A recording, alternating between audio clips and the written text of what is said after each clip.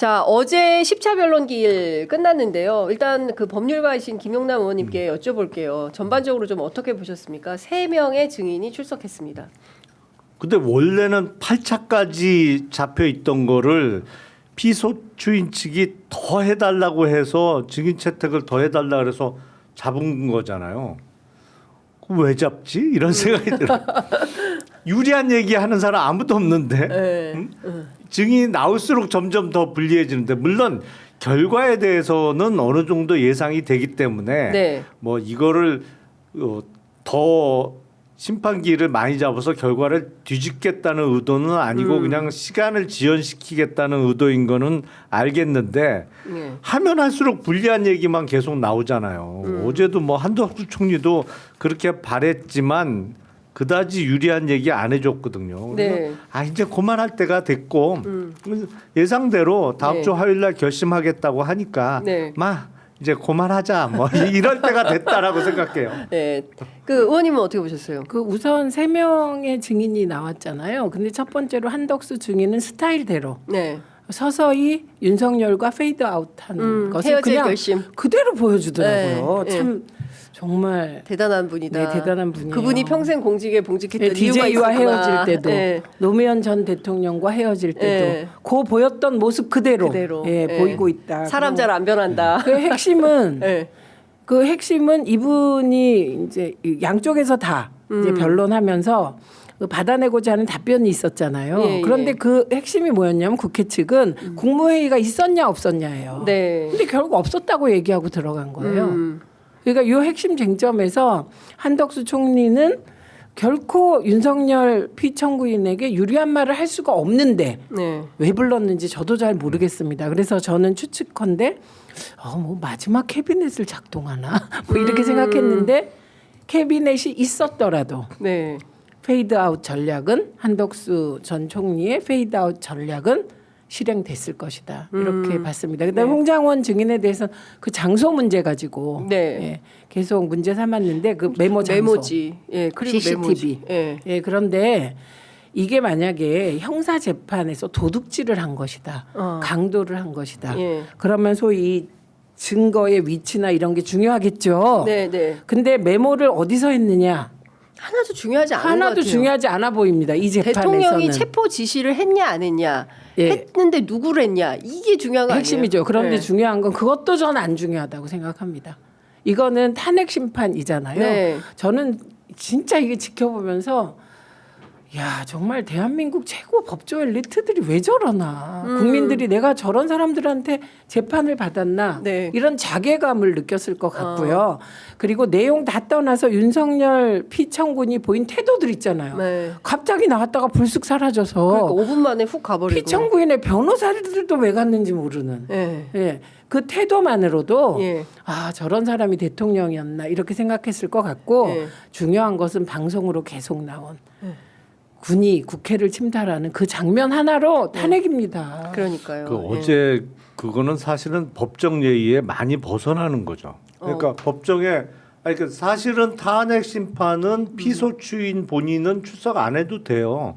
근데 그럼에도 불구하고 거의 꼬박꼬박 출석을 했잖아요. 단 출석을 했으면 더군다나 재판이 시작이 됐으면 이석을 하더라도 재판부의 허가하에 네.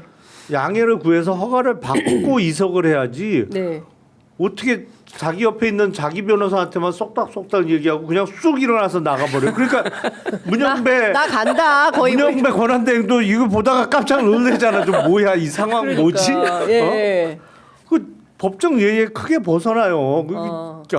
아니 근데 그 앞에 형사 재판이 있었잖아요. 근데 오늘 아침 그 김어준의 뉴스공장 들으니까 김기표 의원 얘기가 그 형사법정에서 본인이 검사하던 시절에는 그 증인석이 피고인석이었다면서요. 근데 거기 가서 앉아 있다가 잘못 앉았다고 피고인석으로 이동하라고 그런가 그러고 이동을 했다는 거예요. 증인석에 앉아 있다가. 무슨 얘기인지 알겠어요. 근데 지금은 그게 증인석이랑 피고인석이 바뀌었다는 거예요. 재판정에. 근데 그걸 모르고 옛날 자리에 앉아 있다가 벌떡 일어나 가지고 피고인석으로 이동했다가 아침에 이제 그 일을 당하고 그다음에 그 3시에 왔는데 듣다 보니까 영 못 듣겠어서 야 나 간다 그러고 확 나가버린 거 아닌가 5분 만에. 아니 근데 그거 멘탈이 좀 지금 흔들리는 거 아니냐. 그 법정 구조가 바뀐 지는 꽤 오래됐죠. 오래됐는데 아, 그래요? 그 법정에 그렇게 오랜 기간 동안 안 들어갔었나요? 아니 근데 검찰총장이 법정 갈 일은 아니, 없잖아요. 총장이 들어갈 일은 없지만 예. 총장 되기 전에 중앙검사장 되기 전까지만 해도 사실상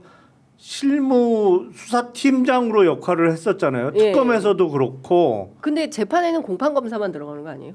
아니 근데 보통 그 주요 사건은 수사검사가 가죠. 직접 들어가죠. 예. 근데 안 들어가고 그러면 전부 후배들만 법정에 들여보냈나? 일은 딴 사람이 한 거 아니에요? 그러니까 그 구조 바뀐 지는 오래됐는데. 그러니까 몰라서 막 헤매다가 딴 데 다 앉아 있다가 아. 도로 앉았다. 그래서 그 되게 그래서 이제 멘탈이 좀 흔들리는 것 같다. 그러니까 명상을 보니까 처음하고 다르게 흰머리카락이 상당히 많이 늘어난 것 같긴 해요. 헤어를 정돈하긴 했으나 흰머리카락은 좀 늘어난 것 같더라. 근데 흰머리는 그러니까 염색을 못 할 거 아니에요 지금 안에서. 염색은 못하게 하죠. 그러니까 흰머리는 적은 편인 거죠. 음. 예, 그 정도면. 그 정도면 예, 그 예. 연세에. 네. 하여간 중요한 것은 끊임없이 홍장원에게 책임을 미루고 이게 좀 뭔가 반격의 시간을 만들어 보려고 애쓰나. 아 근데 그게 홍장원 메모에만 있는 게 아니고요. 네네.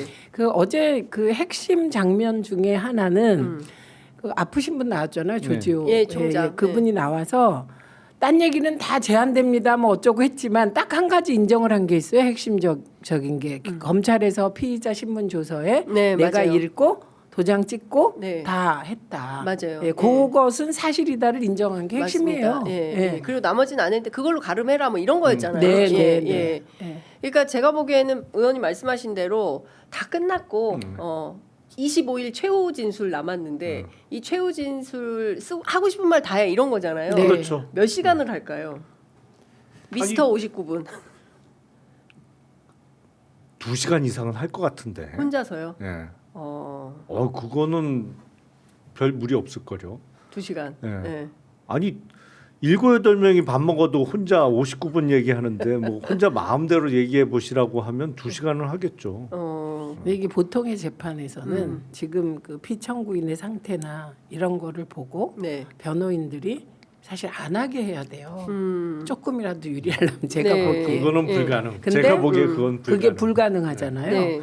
근데 그날 그 헌재 재판이 마지막 변론 기일이 어떻게 진행되냐면 네. 양쪽에 2시간씩 최후 변론 기회를 변호사들한테 주고 네. 30분씩 서증 조사한다는 거잖아요. 네. 확정하고 그다음에 국회 측 소추인 그러니까 말하자면 정청래 의원이 되죠. 네. 정청래 의원과 윤석열 피청구인에게는 무제한 시간을 주겠다. 이렇게 정리가 된 거예요.